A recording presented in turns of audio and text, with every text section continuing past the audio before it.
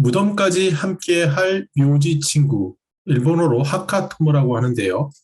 여기에 대해서 어떤 친구들이 무덤까지 함께 하는지 또 어떻게 생겼는지 여기에 대해서 살펴보도록 하겠습니다.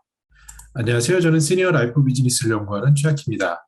일본의 한 NPO 단체인 엔딩센터라는 곳에서는요, 이러한 장래 산업을 하는데 먼저 그 시작점은 어떻게 하면 웰다잉을 같이 연구할까 해서 시작을 했습니다. 그래서 무덤까지 함께할 친구 사귀기라는 그림에서 보는 것 같은 이러한 벚꽃으로 만들어진 이런 장례 절차 또 장례 서비스 그리고 같이 모이는 이런 것들을 같이 제공하고 있습니다.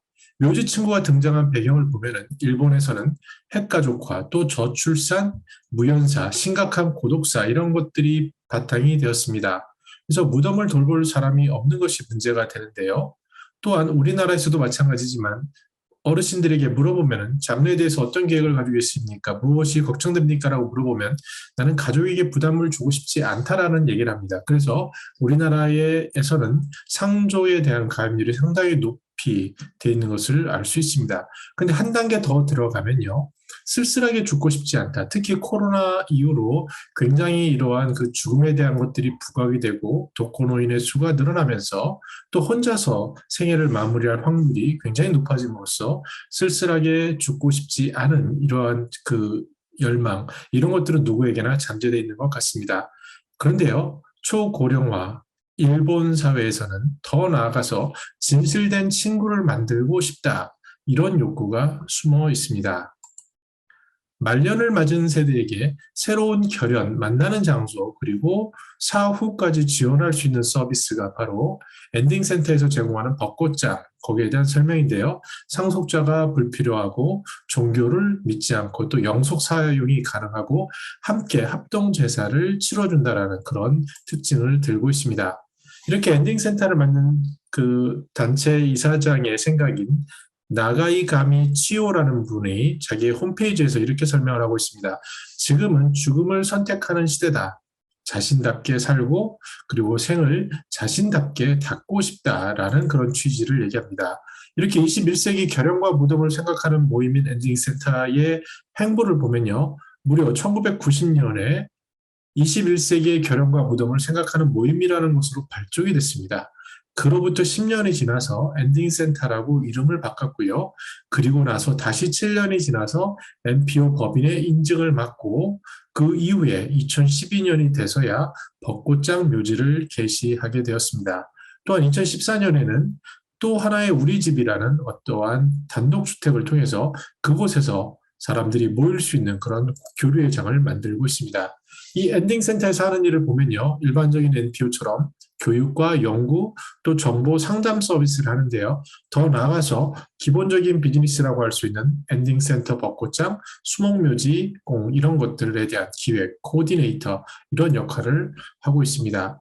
보시는 것처럼 왼쪽의 이미지가 이제 수목장의 그 형태고요. 아시다시피 수목장이라는 것은 자연을 지향해 묘소에 외측이나 묘석을 마련하지 않고 유골을 토중에 메워 수목을 목표로 하는 장례를 이야기합니다. 우리나라에서도 이제 아무래도 땅이라든지 관리의 문제 이런 것들로 조금씩 그 관심을 가질 수 있고요. 말씀드린 것처럼 사쿠라장 메모리얼을 함께하는 합동 제사를 안내하고 있는 것을 홈페이지에서 볼 수 있습니다. 이것 외에도 여전히 또 하나의 우리 집에서의 이벤트를 알린다거나 종할대학교, 우리나라의 말로 치면 종할은 그 웰다잉 활동이라고 할 수 있겠습니다. 거기에 대한 그 사전 교육 프로그램을 제공하는 것들을 볼 수 있습니다. 이 묘지 친구라는 것의 그 서비스 내용을 살펴보면 먼저 여행사랑 법률회사, 금융회사 같은 것들이 같이 결연되어 있는 모습을 볼 수 있습니다. 장례시설과 묘지를 둘러보는 온천 투어 프로그램이 여행사에 의해서 제공이 되고요. 또 조용한 장소에서 유언장을 미리 작성해 보는 그런 과정을 갖추게 됩니다. 우리나라에서도 대한웰다잉협회에서는 청소년 대상으로 이러한 그 미리 죽음을 준비하는 교육 프로그램을 줬더니 외로움이라든지 아니면은 그 삶에 대한 오히려 그 강렬한 목표 의식을 가지게 됨으로써 청소년들에게도 좋은 효과가 있다라고 얘기를 합니다. 물론 어르신들을 대상으로 노인복지관 같은 데서 웰다잉 교육을 하기도 합니다. 그때 반응은 이렇다고 합니다. 대한 노인복지관 협회장 박노수 회장님의 이야기를 들어보니까요. 그분 말씀으로는 아직 젊은 사람 내가 이 나이에 뭐 굳이 웰다잉을 알아야 돼? 라는 그러한 이야기도 하기도 하지만 그 본연적인 설문조사나 이런 것을 보면 제가 파악해 본 바로는 약 70에서 90% 정도는 유언장도 쓰고 싶고 미리 준비하고 싶고 특히 이러한 것들이 부동산 가격의 상승, 특히 1인 독거 가구, 특히 최근의 트렌드, 상속 분쟁 이런 것들을 통해서 봤을 때 늘어난다고 할 수 있습니다. 일본은 웰다인 엑스포가 상대적으로 발달이 돼 있는데요. 저도 실버 산업을 처음 시작할 때는 일본에 자주 다니곤 했습니다. 그래서 실버 산업 박람회를 수차례 다니곤 했는데 웰다인 엑스포는 아직까지는 저는 못 가봤지만요. 전문가들은 많이 간다고 합니다. 그 웰다인 엑스포에서 나타난 것들을 보면 엔딩 드레스라든지 사진, 유언장 대피라는 것, 사후 금융관리 서비스 이런 것들을 특징으로 볼 수 있습니다. 묘지 친구라는 것이 이렇게 여행부터 장료뿐만 아니라 여행, 법률, 금융 이런 것들이 전방위로 펼쳐지는 것을 알 수 있습니다. 정리해 보겠습니다. 묘지 친구에 대해서 이용자들은 이렇게 얘기합니다. 여기 오면 생기를 되찾는다. 무덤으로 맺어진 인연이지만 진짜 내 집 같다. 그리고 만년을 맞은 세대의 새로운 결혼 장소와 사후를 제공한다라고 얘기합니다. 그런데 이러한 것들의 시작은 슈카츠라고 하는 종말, 웰다인이라고 하는 투어에서 시작을 할 수 있는데요. 사후에 같은 자리에 묻힐 노인들이 생전에 친해질 수 있도록 여행을 다니거나 말동무를 하는 것이라고 합니다. 특히 스카츠 투어 이후에 자주 만나면서 관심사가 같아지고 거기에 대해서 이야기를 하고 특히 사망한 후에 같은 장소에 묻힌다라는 그런 공감대 때문에 친구가 되기 쉽다라고 얘기를 하고 있습니다. 이러한 죽음 문화, 웰다잉의 확대는 장례 시설과 묘지를 둘러보는 스카치 투어에서 더 나아가서 화장한 유골을 우주에 뿌려주는 우주장 이런 것들로 확대되고 있습니다. 물론 고려할 것은 가족이 동일해야 되고요. 아무리 1인 가구라고 하더라도 먼 조카까지 가다 보면 가족이라는 법 체제에서 유류분이라는 것도 있지 않습니까? 그래서 그런 체제에서 가족의 동의가 먼저 필요하고 그 다음에 비용과 소유권 문제 등 신뢰 체계를 구축하는 게 중요합니다.